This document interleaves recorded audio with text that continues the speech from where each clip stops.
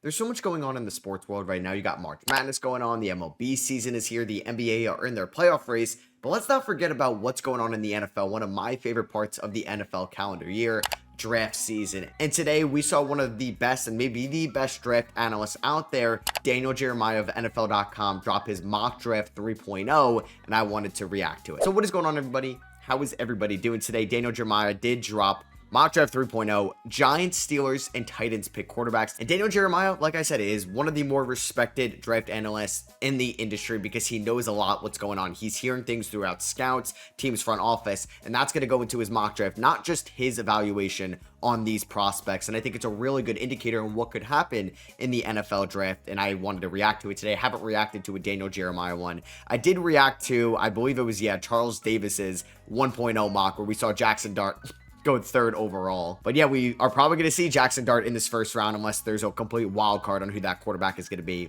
He also mentions that the Cowboys select a receiver. So this is a post-free agency mock draft as well, and I'm excited to see what he's got here. So let's just look at the top 3 picks, and we see that Cam Ward is going to go number 1 overall to the Tennessee Titans. I feel like this is going to happen. I think the Giants are probably kind of upset that the Titans aren't willing to trade down, or they didn't pick up a quarterback in free agency, and they could take a Travis Hunter or an Abdul Carter number 1 overall, because I think them letting Mason Rudolph go to the Steelers, they signed Brandon Allen, and they have Will Levis still on their roster. I think all signs are pointing to them liking Cam Ward enough to take him with the number 1 overall pick in the 2025 draft, which isn't the best quarterback class in the world, but the Tennessee Titans are desperate for a quarterback. I do not have Cam Ward number 1 on my big board, and I don't know many people that do, but teams need quarterback. There's a quarterback tax you got to pay, and that'd be taking Cam Ward number 1 overall. They invested a ton of money into their offensive line in free agency, most notably giving Dan Moore a lot of money, $50 million guaranteed from the Pittsburgh Steelers, and they're trying to invest in that offensive line. They have a good 1-2 punch with Tajay Spears and Tony Pollard. And yeah, all signs are pointing to Cam Ward being the number 1 overall pick. So I don't think a shocker there. I think number 2 is where we could see, I think, a couple of different guys. I think Abdul Carter could be one of them. Now, I love the idea of Abdul Carter on one side and Myles Garrett on the other side, but they did just give Myles Garrett like the biggest NFL contract on the defensive side of the ball in NFL history. I wonder if they would take Abdul number 2, because are they going to end up with the Shedeur Sanders? Are they going to end up, I guess, in free agency, Russell Wilson, Kirk Cousins, one of those quarterbacks, and will they like Shedeur enough at number 2? Now, I still think if they ended up with one of those veteran quarterbacks, they could definitely still take Shedeur number 2 to learn behind that veteran quarterback. I don't know if Dion wants Shedeur to go number 2 overall, just the way that this team is currently with its state of the franchise, because they're still paying Deshaun Watson all that money. They've had some cap restraints, but the cap is going up, and they were still able to do some things this offseason, and they may still land a veteran quarterback. I think it's going to be Shedeur number 2, but he's got Shedeur number 3, and I'm really intrigued to see what happens with the Giants. Say they miss out on Aaron Rodgers, say he goes to Minnesota, Pittsburgh, or just flat out retires, and say Shedeur goes number 2 to Cleveland. Who's the Giants quarterback going to be the next year? Are they just going to roll in with Russell Wilson? Are they going to try to trade for a Joe Milton or an Anthony Richardson, which I think is unlikely at this point? I don't know. I mean, if Shedeur does go number 2, who do they take at 3? I think they could trade down, honestly, because they're a team that doesn't need to draft Abdul Carter at number 3 just because they have Brian Burns, who they traded for last year and is making notable money. They got Dexter Lawrence in the interior. They also have Kayvon Thibodeau on the outside as well, and Abdul Carter is probably a better player and definitely a better prospect than Thibodeau was, but would you just look at Travis Hunter there at number 3 and roll in with Drew Phillips, Paul Adebo, and Travis Hunter next year as your cornerback trio, and then you can use Travis Hunter also as a gadget receiver? There's a possibility in that. I don't think Giants, like their front office, is confident with the way that free agency played out, because they were probably hoping that Sam Darnold would go to the Titans and they could maybe trade up to number 1, or maybe the Browns ended up with some other quarterback at number 2, and there was a chance that they can get Cam Ward at 3, which I don't think is going to happen at this point. I don't think Cam Ward is going to be available at number 3. I think he's going to be there at number 1. I think Shedeur Sanders would definitely benefit being behind a veteran either in New York or Cleveland or Vegas or whoever drafts him than playing right away in week 1. Man, yeah, I think it's very risky for what's going to happen with the Giants over these next couple of weeks. So we got Travis Hunter going number 4 to the Patriots. If that is the top 3 picks and those players in some way, shape, or form, I think there could be talks about Travis Hunter, who you could use as a receiver and obviously could be a top tier corner to team up with Carlton Davis, who they just paid, and still one of the best young corners in the league in Christian Gonzalez. I like the idea of Travis Hunter. In my recent mock, I went with Will Campbell because the offensive line is still really bad on paper, and I want to continue to protect Drake May, but he also has nobody to throw it to. Now, I like some wide receivers that you could take early in the second round, and this is a different coaching staff than Gerard Mayo or Bill Belichick, some coaching staffs that really couldn't get the most out of their receivers, and they have some all right, like wide receiver 2, 3s, more so 3s for Drake May to throw the ball to. So Hunter can maybe be a low end or high end wide receiver 2, but they can also be an elite corner for you down the line, which can make the secondary that good with the guys I mentioned, and with Jabril Peppers being healthy next year. So at number 5, does Jacksonville go with Mason Graham? Do they go with Ted McMillan? Oh, Jalen Walker to the Jags at number 5. Okay, that's interesting. Yeah, I did not think that Walker would go this high in a mock. He'd form a dynamic trio with Josh Hines-Allen and Trayvon Walker. I do agree. I'm not disagreeing with that. He could be an off-ball linebacker rather than just like a pure edge rusher. But I would say, like, Mason Graham, did the combine hurt that much for him? And you did sign Dyami Brown in free agency, but Christian Kirk is no longer on this team. Evan Ingram is no longer on this team. I don't think they would go Tyler Warren 5th overall, but I would be intrigued about Ted McMillan. I think this team probably would take Travis Hunter if he was on the board. Maybe you go Will Campbell as well if you think there is a need on the offensive line. I'm just kind of shocked that Jalen Walker going 5th overall. That is very interesting. So at number 6, we have Ashton Jeanty to the Raiders. I kind of like it if Shedeur Sanders is off the board. Now, I think you either go Jeanty at 6.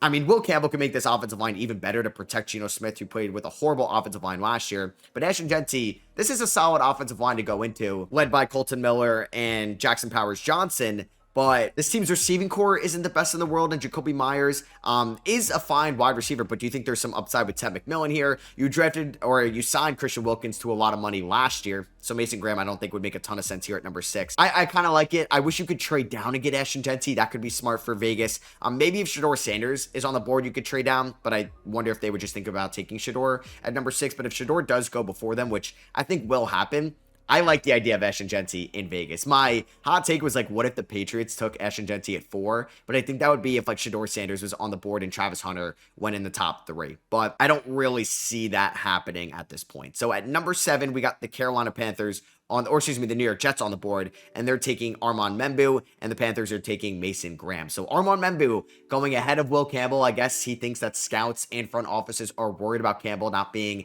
a full-time offensive tackle. You have to bump him inside. The Jets did lose Morgan Moses in free agency, and this would complete a very talented offensive line with John Simpson, Joe Tippmann, who played well last year, Elijah Vera-Tucker, Olu Fashanu, guys that have been drafted in the first round in the past. You get Armand Membou to protect Justin Fields, and you got Breece Hall and Braylon Allen in the backfield. I like that. Now we don't really have much weapons. That's why I kind of like Tyler Warren or maybe even Ted McMillan here to the Jets at 7. I really like Warren, but you get Membou, who could be a great offensive tackle for you in the long term. It's just, who is Justin Fields throwing the ball to?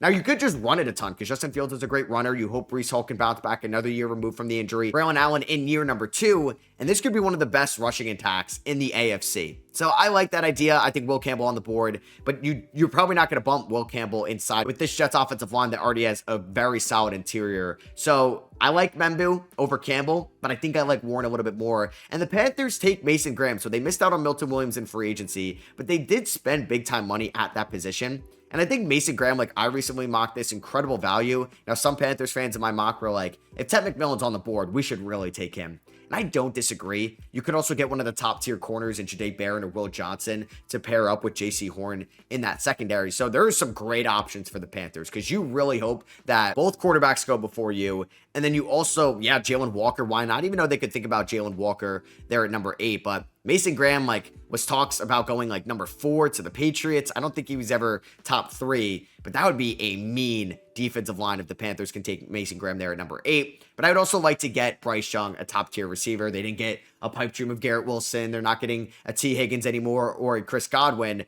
I think McMillan has some value, but there could be a day 2 guy there as well. And then you hope one of him, Jalen Coker, or Xavier Legette can fully break out. Tyler Warren also on the board intrigues me for a Bryce Young target there at number 8. I'm interested to see what Dave Canales would like for this team if he has much input. So at number 9, Jahad Campbell going to the Saints. With Ted McMillan on the board with both corners. I'm not sure if they would take an offensive lineman here, but Campbell going number 9. So we have both these linebackers that may not be pure edge rushers. They can play that as well. They can be hybrid guys. But yeah, seeing Jahad Campbell at number 9 with Jalen Walker up there, which would allow the Bears to take Will Campbell at number 10. Now, the Saints did re-sign Juwan Johnson. I would look at Tyler Warren to have that weapon in Kellen Moore's offense. Ted McMillan's still on the board as well, and you can have a very good wide receiving core of Olave, Shaheed, and Ted McMillan, because Shaheed and Olave are good receivers, but they have their injury concerns. Would you be surprised if they each miss 2 to 3 games that are overlapping next year, and then you can still have Ted McMillan out there as a receiver, and not the tier 5 wide receiving core we saw from the Saints last year, which consisted of Kevin Austin or MVS or Cedric Wilson? I would think about that a little bit, because I don't think the Saints are going to be good next year. I would like to invest into premier positions, honestly, and maybe wide receiver isn't one, but nowadays it kind of is. So Will Campbell at number 10 to the Bears. Also intrigued by this as well.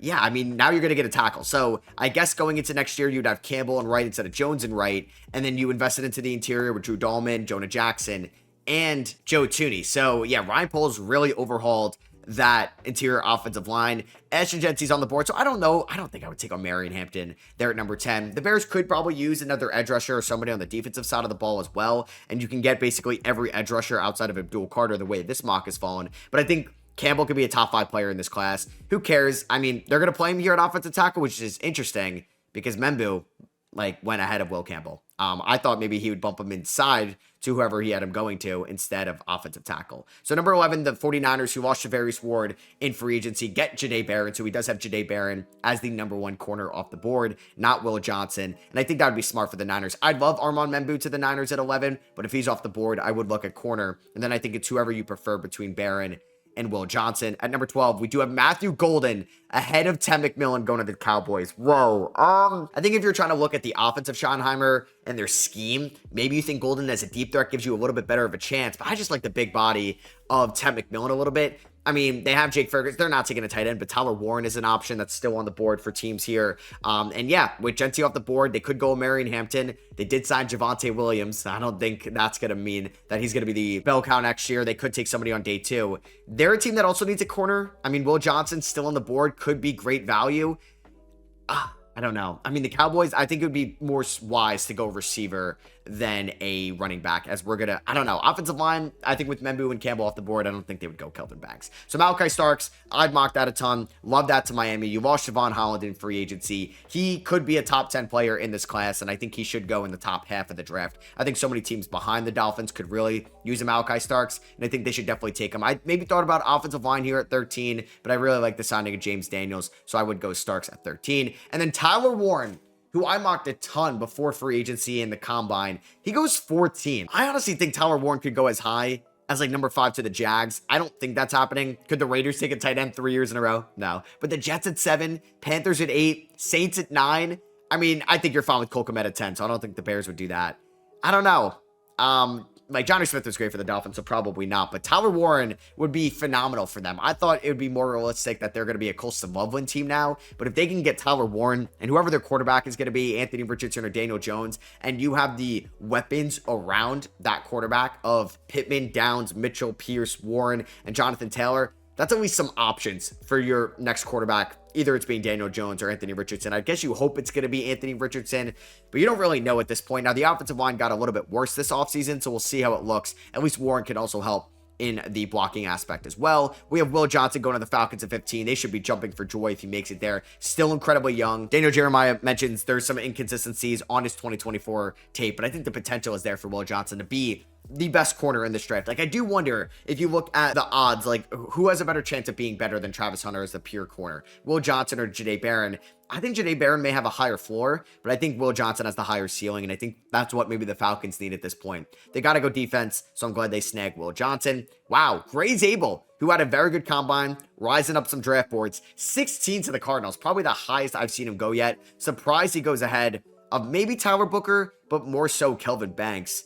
For the Arizona Cardinals as they take an interior offensive lineman. I mean, a lot of edge rushers on the board if you want to get somebody on that front 7 with Josh Sweat. We got Mike Green going to the Bengals there at 17, and I think they got to go defense for sure. They just locked up so much money to Jamar Chase and T. Higgins. Malachi Starks is off the board. I'm not sure if you would look at a corner, probably too high for the next tier now that Barron and Will Johnson are off the board. Do you want to look at Nick Emenwari? But getting Mike Green, I think I like Mike Green and his production and tape over Shamar Stewart, who I think is a little bit of a lottery ticket here in the first round, and you're really banking on potential. And if the Bengals have this window with this core, with this trio of Chase, Higgins, and Burrow in their prime, I mean, you could go high upside, but I think Green has a little bit of a higher floor than a Shamar Stewart at this moment. Also would think about Kenneth Grant in a mock purpose.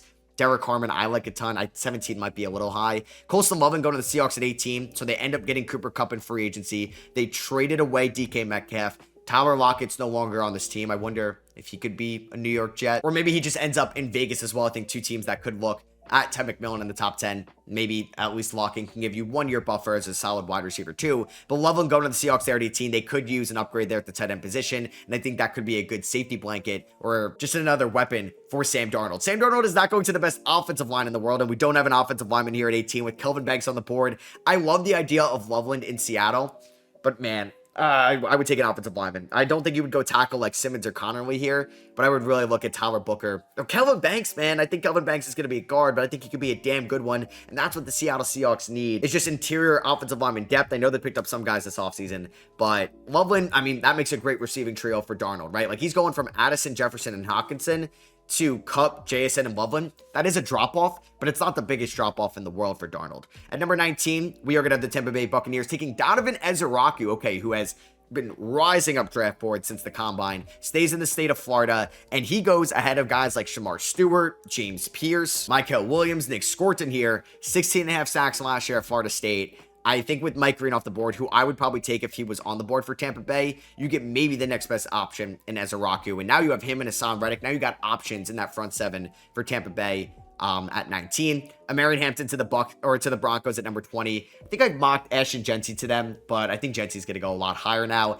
I like this. Javonte Williams. They don't really have any running backs on their roster. Javonte Williams is in Dallas, and he is better than anybody you had last year. You did add Evan Ingram in free agency, so that is another offensive weapon. You have Cortland Sutton. I'm fine with them going running back instead of maybe Emeka Buka or a Luther Burden. But yeah, we still have Ted McMillan on the board. I think I would take Ted McMillan. Now, I don't know if it's going to be a little redundant with him and Sutton, but like, I don't know. Sutton isn't a spring chicken. He's not going to be around forever. I know they're going to have some defensive linemen up in free agency next year as well. If you wanted to look at a Derek Harmon or a Kenneth Grant or a Walter Nolan, all three of them still on the board. I don't know, though. I think with Ted McMillan there, I would take him at 20. I mean, Seattle, I would definitely take Ted McMillan at 18, but they ended up with Kupp, so probably not anymore. Does Arizona think about it at 16? Yeah, I don't know. They have some other needs as well. At 21, the Steelers take Jackson Dart. Oh, okay. Well, I kind of expected this because they said the Steelers take a quarterback, and if there's 3 quarterbacks taken, he's not going ahead of Shedeur Sanders. Oh, my God. Is this Kenny Pickett 2.0? Is this Kenny Pickett 2.0? So you guys know I'm a Steelers fan. I mean, right now, the Steelers have not played this offseason very well. And if Ted McMillan was on the board at 21, I would maybe regret trading for DK Metcalf. And I would think about drafting Ted McMillan at 21 rather than Jackson Dart and then trade away George Pickens. That's what I would do. If you can get a 3rd round pick for George Pickens, I would do that. If you can get a 2nd round pick back for Pickens, probably not. I don't know though. Chase Claypool went for a 2nd, and I don't think Chase Claypool was much less of a head case at times than George Pickens. But yeah, he mentions that the Steelers' plan at quarterback is not completely clear at the moment. Even if they were to land a 41-year-old Rodgers, Dart could be a developmental option behind them or behind him. Like, would you rather take Dart at 21 or Will Howard or Kyle McCord or Jalen Milroe in the 3rd or 4th or 5th round? Ah, man, because the Steelers don't have a 2nd. So you're walking away on the 1st round and 2nd round with a guy that may not even play next year if you do land another quarterback. I don't know, man. If you're trying to land a 41-year-old Rodgers, Cam Hayward, TJ Watt, they're not getting any younger. And the Steelers have massive holes in the secondary. I don't think they need another safety option with Deshaun Elliott and Minka there, but is there a way you can run a dime package out there with Nick Emenwari, who's on the board, if you don't think that it's worth taking a Maxwell Hairston or a Darian Porter? Man, I don't know if I love this. The Steelers also let go of Larry Ogunjobi. He went to the Bills, then got suspended. I would look at Derek Harmon here. There's a lot of options that the Steelers do need. They could use Kelvin Banks. They lost James Daniels in free agency. I mean, you got Mason McCormick and you got Isaac Sumalo as your guards. I mean, I don't know if you would take Josh Simmons if you don't think Broderick Jones is the answer. A tackle, I hate this. I do. And I wonder if there's steam to this. I mean, Jackson Dart could be good. He could definitely end up being better than Shedeur Sanders. Maybe he's better than Cam Ward.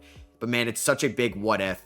And you're literally throwing a dart at a dartboard, no pun intended, which scares the living crap out of me. And you're passing on Ted McMillan, which honestly, as much as like, yeah, I would love to have a franchise quarterback. If McMillan is there at 21, I'm taking McMillan. And hey, you can have McMillan, Pickens, and DK Metcalf. It's a great three-headed option. You have DK under contract. You have McMillan under contract. Maybe it doesn't work out with George Pickens. Probably wouldn't, but at least you have an amazing plan B. And then you also have Roman Wilson in the fold. I know they re-signed Ben Skoranek and Scotty Miller. Oh my God, man. It's not a fun time to be a Steelers fan. So the Chargers, I mean, they don't trade for DK Metcalf. They don't end up with Cooper Kupp. They don't end up with T. Higgins. It looks like they're not trading for, like they didn't for Deebo Samuel. They're not trading for Tyreek Hill. Who cares? They just ended up with maybe the steal of the draft here at 22. Ted McMillan goes to the Chargers. Him and Ladd, oh my God, this is amazing. So yeah, Warren and Loveland off the board. Hampton's off the board, and they picked up Najee. This offense would be so much fun. They picked up Mekhi Becton in free agency. Hopefully Zion Johnson can have like a breakout year for them still. And then you have Joe Alt and Rashawn Slater. That is amazing if that really happens.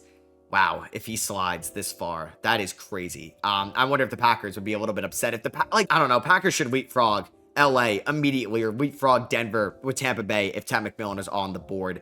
So Maxwell Harrison, we don't know what's going on with Jair Alexander. They get somebody that killed the combine there. I think a little bit of risk could be a huge reward there, but definitely a little bit of a drop off, I think, in tiers of corners after Will Johnson, Barron, and Hunter. I think those three are clearly in tier number one. That can be like elite shutdown corners in this league, but Harrison could definitely be a high-end number two. The Vikings, man, oh my God, this defense would be so much fun to watch next year if they can land Nick Emmanwori. Yeah, Harrison Smith may not have that many years left in this league. He gets to go in the Brian Flores defense. They invested into that defense this offseason as well with that Sam Darnold money they saved. They have JJ McCarthy on that rookie deal. They picked up Javon Hargrave and Jonathan Allen. They brought back Byron Murphy. I'm a big fan of this pick. That might be the best pick so far. I mean, this is also a phenomenal pick. So the Texans traded away Laremy Tunsil. If Kelvin Banks is on the board, that is fantastic. They could also take Josh Simmons, who I like, Josh Connerly as well. I mean, Emeka Buka could make sense in a way because, I don't know, Christian Kirk isn't going to be here forever. We don't know about the future of Tank Dell. Nico is a wide receiver one. He's going to need a new contract soon. Emeka would be fantastic, but yeah, they need offensive line help, so that makes more sense. Trey Amos, okay, going in the first round to the LA Rams. He goes here at the end of the first to Los Angeles. I mean, they lose Kupp this offseason, but they add Devontae Adams, so they don't really need an Emeka Buka. I like them adding some secondary help to counteract some of the good passing attacks in the NFC they may go up against in the playoffs if it's going to be the Eagles or the Packers or the Commanders or one of those teams next year. And obviously the Detroit Lions as well. Baltimore gets Derek Harmon at 27. I love Harmon. I do think he's the second best defensive tackle in this draft after Mason Graham. And I would hate to see him in my favorite team's division 2 times a year. Detroit lands Mikael Williams there at 28, who definitely has some upside, and I think they can look to just try to get depth there at that position. Maybe they look at like Tyler Booker. I'm sure they would love to get Kelvin Banks. I don't think he falls that far into this draft, so taking somebody with the upside of Mikael Williams. I would also look at Shamar Stewart. Like, he does not have Shamar Stewart in the top 29. Okay, so we have Azareye'h Thomas going here in the first round to the Commanders ahead of like maybe Darian Porter, and Benjamin Morrison has definitely fallen off a little bit. That injury did not help. And the Commanders, I think they can use another corner. Like Emmanuel Forbes didn't work out, but they invested into that position a little bit over the last year and a half. I like them going at it a tad bit more. I mean, Emeka Buka's still on the board, but they'd still such a good passing attack last year without the best like receiving core. And they did add Deebo Samuel this offseason. And I just love the pickup of Laremy Tunsil for them. So Kenneth Grant going after Derek Harmon is, I think, a little bit shocking, but I agree with it. I am a big fan of Derek Harmon that I've mentioned multiple times. And yeah, Larry Ogunjobi, who they did sign, is getting a 6-game suspension. You reworked Matt Milano's contract. You re-signed Gregory Rousseau. I know Von Miller isn't there anymore, but now you have like a formidable defensive line there that can go up and create pressure against opposing teams' quarterbacks. The Chiefs get Josh Simmons there at 31, so they do sign Jalen Moore. I don't know how Jawan Taylor is going to look like after this year. I'm fine with them investing into this. I think like Nick Emmanwori, I'd be a big fan of if he was there at 31. He's obviously not. I don't think you would take Emeka Buka here. I don't think they really need that. I think we want to beef up that offensive line. I think Josh Simmons is going to be healthy next year. And who knows? Jalen Moore wasn't like a full-time starter last year. How is he going to look? And I mentioned, yeah, Jawan Taylor is probably not in their long-term plans. They lose Joe Tooney. I mean, you could maybe go for Tyler Booker here, but I like Josh Simmons if he can make it at 31. I like him over Josh Connolly. And then Shamar Stewart going to the Eagles at 32. The upside of this pick, I think Walter Nolan could be interesting with them losing Milton Williams. But yeah, they're offering more disruption than production, only having 1.5 sacks last year at A&M, but it was a similar move with Nolan Smith a couple years ago, and it's definitely paid off. So this would be a phenomenal pick for the Eagles. I do think they should target defense in some way, shape, or form after losing Josh Sweat this offseason and Milton Williams and a bunch of guys in that secondary. I don't know if like Xavier Watts would go here, or then maybe Tyler Booker as well, since they did lose Mekhi Becton, but they do have some options there. So there is Daniel Jeremiah's 3.0 mock draft. Let me know what you guys think about that. I mean, some crazy selections there too, with Jalen Walker going very high at number 5 to Jacksonville. The Steelers end up taking Jackson Dart at 21. Ted McMillan goes 22. Tyler Warren falls to 14. Let me know what you guys think. And if you did enjoy, I would appreciate you dropping a thumbs up. Hit that subscribe button if you're not already. A ton of you guys are not subscribed. And I'll catch y'all on the next one.